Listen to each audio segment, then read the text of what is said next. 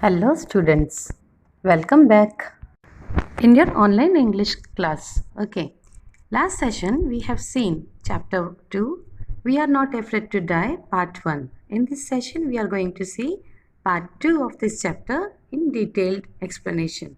Okay, students, here in the first page of this chapter, you can notice these expressions in the text infer their meaning from the context.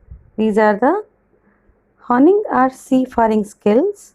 Second, continuous silence. Third, mayday calls. Fourth, pinpricks in vast ocean.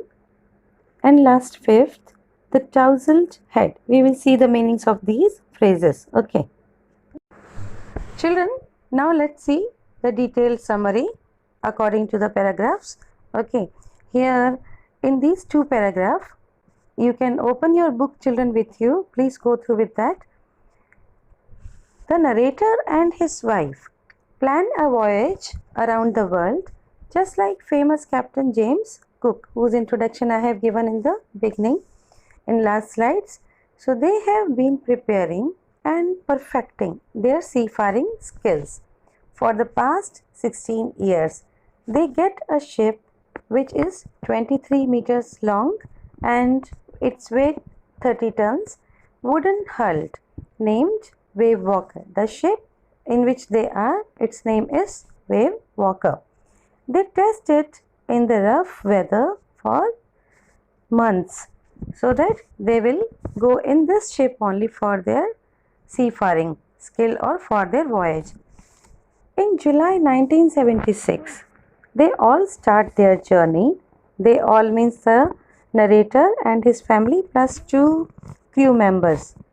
Okay, they start their journey from Plymouth, England. They sail from Africa to Cape Town, which was quite a pleasant journey. Before heading east, the narrator hired 2 crewmen, Larry Vigil and Herb Sigler, to help them to tackle one of the roughest sea, the Southern Indian Ocean. Got it, children? Children, in this slide, you can see the text from the textbook or chapter.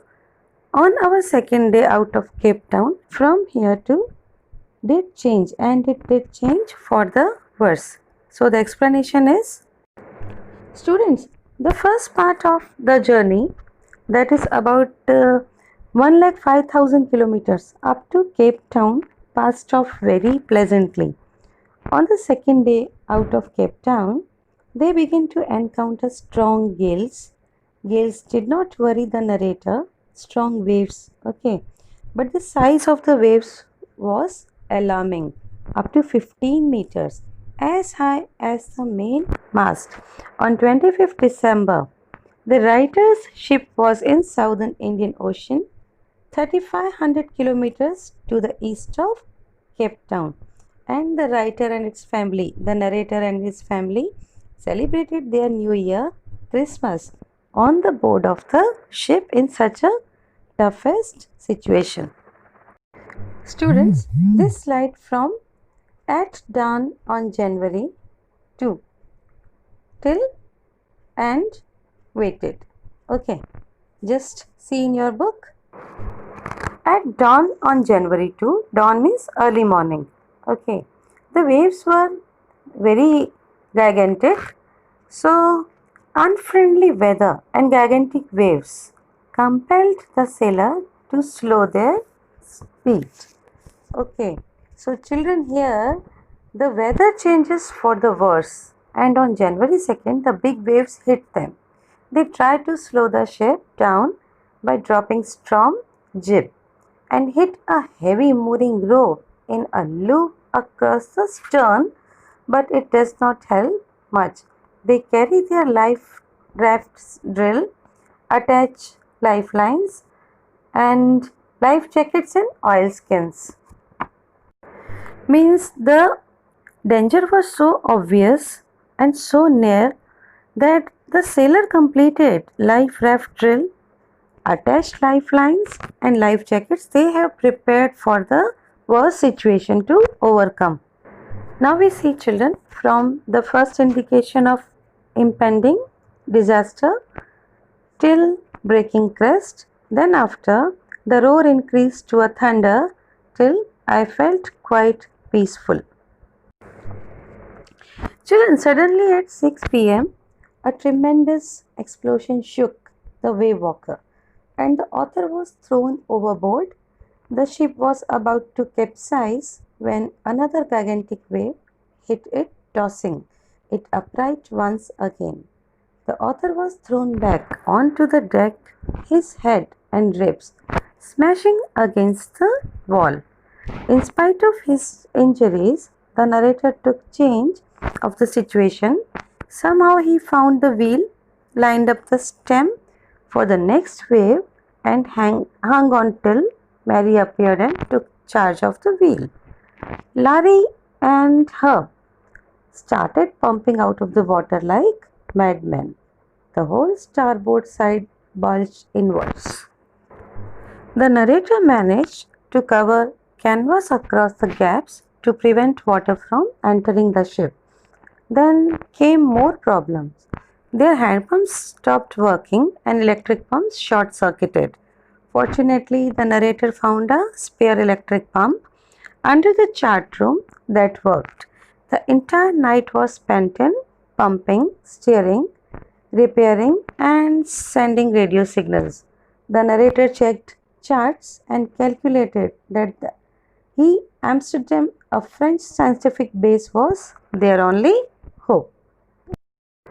Children, a vertical and huge wave strikes a ship, and narrator is thrown off from the ship. He accepts that his approaching death and starts losing consciousness when the ship is about to overturn. उसने मान ही लिया कि अब उसकी मौत बिल्कुल पास है. When the ship is about to overturn, a huge wave hit again. फिर से एक बड़ी वेव ने शिप को हिट किया and turns it right back, और उसे फिर से सीधा कर दिया. इससे पहले शिप बिल्कुल ही पलटने वाली थी. He suffers injuries in ribs and mouth. Narrator के मुंह में और रिब्स में काफ़ी चोटें आई. He grabs the guardrail and sails into the ship's main boom. वो गार्ड्रेल पकड़ के शिप के मेन हिस्से में आ गए. Children, here in this paragraph, the narrator explains that his head suddenly appeared out of water a few meters away. Wave walker was about to turn over in water. Then a wave threw up right. Succeeding waves threw the narrator around the neck like a rag doll. इन लहरों ने narrator को एक कपड़े की गुड़िया की तरह पूरी तरह से वेव वॉकर में उछाल दिया या उसे रोल करा दिया. His left ribs cracked. As I told earlier, उनकी लेफ्ट रिब पे चोट आई. उनके मुंह में भी काफ़ी चोटें आई. उसमें पूरी तरह से ब्लड भर गया. उनके दांत भी टूट गए. He got his teeth broken. He somehow found the wheel and lined up the stem for the next wave. There was a water everywhere on the ship. पूरे जहाज में, पूरी शिप पर पानी ही पानी था. But he could not leave his place in order to investigate the situation.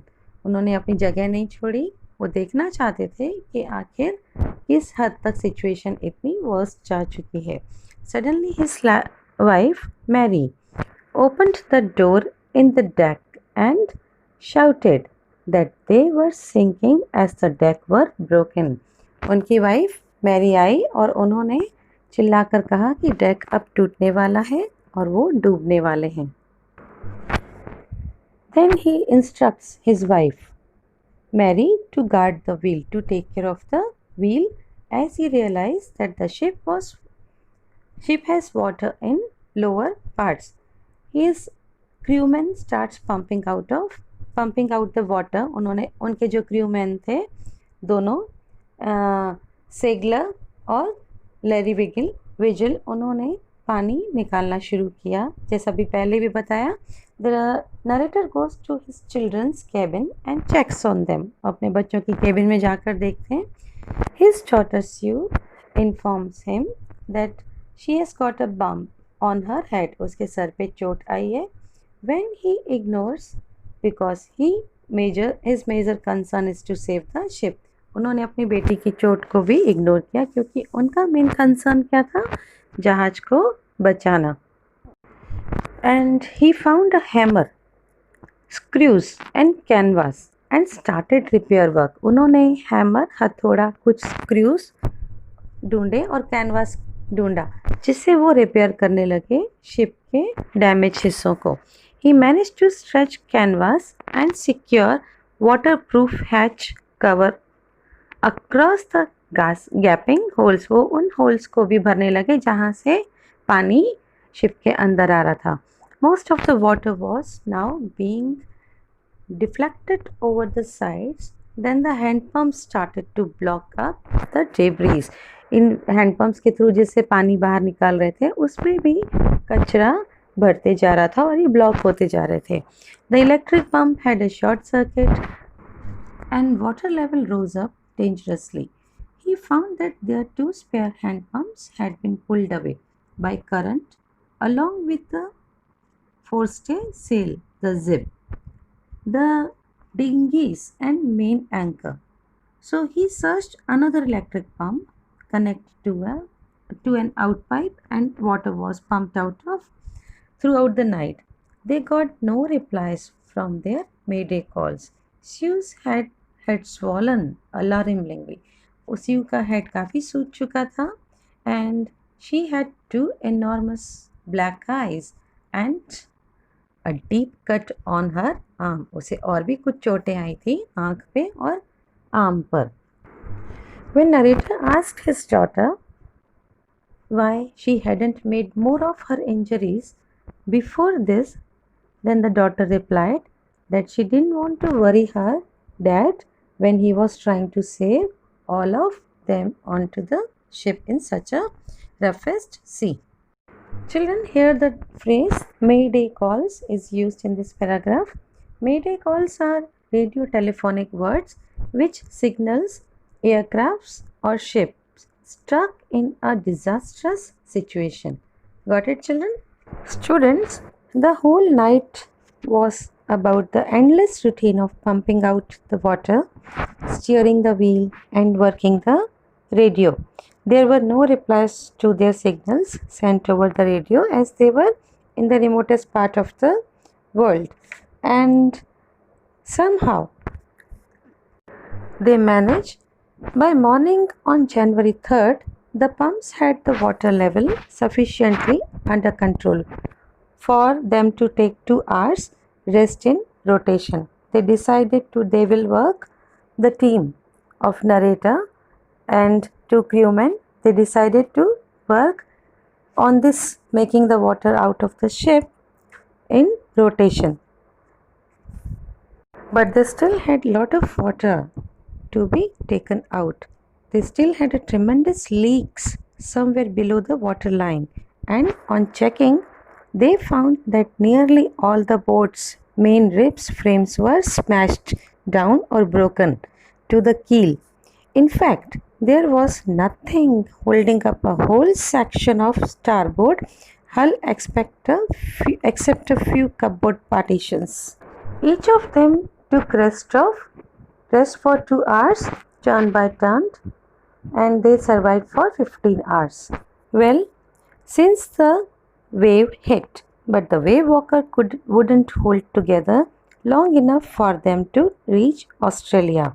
They checked their charts and calculated that there were 2 small islands a few hundred kilometers to the east. One of them, Amsterdam, which was a French scientific base, and their only hope was to reach these pinpricks in this vast ocean. But unless to the wind, the seas abated, so they could hoist sail, and their chances would be slim indeed. There were very less chances to reach the island with such a broken ship. The great wave had put their auxiliary engine out of action also. Students, here few words are used like keel, So keel means steel structure along base of the ship. In the base of the ship there is a structure which is called keel, which makes a ship to stand in water. Okay, and pinpricks. Just now we have seen pinpricks means a prick caused by a pin. Pinpricks in the ocean means two small islands in vast ocean. They were very tiny or very small, like the prick caused by a pin. Got it, students? On January 4th, after 36 hours of continuous pumping, they reached the last few centimeters of water. Now they had only to keep pace with the water still coming in. उन्होंने काफ़ी सारा पानी ship में से निकाल दिया था. अब सिर्फ उस पानी के साथ मैनेज करना था जो शिप में अब आता जा रहा था. Understood, children? So they could not set any sail on the main mast. Ship का जो मेन मास्ट था वो उससे अब सेल नहीं कर सकते थे, उससे अब शिप को आगे नहीं बढ़ा सकते थे. Pressure on the rigging would simply pull the damaged section of the hull apart. So they hoisted the storm jib and headed for where they thought the two islands were. उन्होंने उस तरफ आगे शिप को बढ़ाया जहाँ पे उन्हें दो आइलैंड की पर पहुँचने की होप थी. Mary found some corned beef and cracker biscuits and they ate their first meal in almost 2 days. इन्होंने इन 2 दिनों में अपना पहला भोजन खाया. They ate their first meal in almost 2 days. Their relief was short-lived. उनका जो ये राहत थी कुछ समय के लिए थी. At 4 p.m. black clouds began building up. काले काले बादल 4 बजे छाने लगे. Within an hour the wind was back to 40 knots. The seas were getting higher. लहरें और ऊंची आने लगी. Throughout the night the weather became worse. By dawn on January 5th their situation was extremely dangerous. Students, when the narrator went in children's room to know about their well-being, to comfort them, so John asked if they were going to die. John, the son of narrator, asked the narrator that if they were going to die, कि क्या हम मरने वाले हैं. The narrator tried to assure him that they could make it. narrator ने उससे कहा कि वो इस सिचुएशन से बाहर आ जाएंगे. इस डरने की बिल्कुल कोई बात नहीं है. Then John again said, "We are not afraid of dying if we can all be together." He said to his father that they are not afraid to die. वो मरने से डरते नहीं अगर वो सब साथ में हैं तो. The narrator could find no words to respond. He determined to find the sea and to fight the sea. Understood, children? उन्होंने पक्का इरादा किया कि वो इस टफ सिचुएशन से डेफिनेटली बाहर आएंगे और इस तूफानी समुद्र को हरा कर रहेंगे. The narrator could make this promise with his son. To protect the weak starboard side, he decided to stop the ship with undamaged port hull facing the coming waves. He used an improvised sea anchor of heavy nylon rope and two 22-liter plastic barrels of paraffin. More water rushed into the broken planks of the evening. That evening, Mary and narrator sat together, holding hands as the motion of ship brought more and more water in through the broken planks. They both felt that the end was very near. Students, on the morning of 6th January, the wind became less severe. The narrator got a reading on the sextant. He made quick calculations. Then she came in and gave him a card. She means the daughter. She came in and gave him a card she had made. She had drawn caricatures of Mary and narrator. She has made some cartoon work on that card of Mary and the narrator, her dad. It also had a message expressing love and thanks. At 2 p.m., after checking calculations, the narrator asked Larry to steer a course of 185 degrees, and he could then expect to see an island at about 5 p.m. तब उनको ऐसा लगा कि वो 5 बजे तक island तक पहुंच जाएंगे. Then he went below, climbed on his bunk and dozed off. वो अपने नीचे गए केबिन में और बिस्तर पे जाकर सो गए. He woke up at 6 p.m. जब वो 6 बजे उठे, John entered and asked if he could embrace his study. John ने अपने पापा से कहा कि क्या वो उनको गले लग सकता है. And she was right behind him. They called him the best study. She means Sue उसके पीछे ही थी, Suzanne, John. Both the children called their dad, the narrator, is the best daddy in the whole world and the best captain also. They informed him that they had found the island.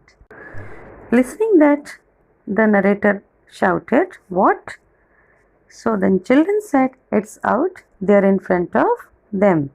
They said in chorus, "As big as a battleship. The island is as big as a battleship." The narrator rushed on deck and gazed with relief at the stark outline of island Amsterdam.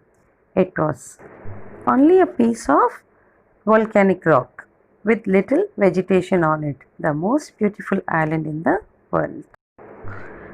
That night, they anchored offshore. The next morning, all 28 inhabitants of island cheered them and helped them ashore. वहाँ रहने वाले 28 लोगों ने, उस island के लोगों ने उनको वेलकम किया, नरेटर को और उनकी फैमिली को और उनके दोनों क्रू मेंबर्स को. After reaching the island, the narrator thought of Larry and her, that they had been cheerful under the direct stress. Mary had stayed at the wheel for those crucial hours, and then he thought of his 7-year-old girl, Suzanne, who did not want them to worry about her head injury, and of 6-year-old boy who was not afraid to die. Narrator ने बारी बारी से सबके बारे में सोचा, उन सारे क्रू मेंबर्स और अपने फैमिली मेंबर्स के बारे में जिन्होंने एक एक करके नरेटर का इस टफेस्ट सिचुएशन में साथ दिया. That only the title is proved that if we are not afraid to die, if we can all be together. Got it, student? I hope you have enjoyed it. Please go on with your textbook. Children, this is end of the lesson now. I hope this will help you to understand the chapter. Any doubt you can ask me in my WhatsApp number. Thank you, children.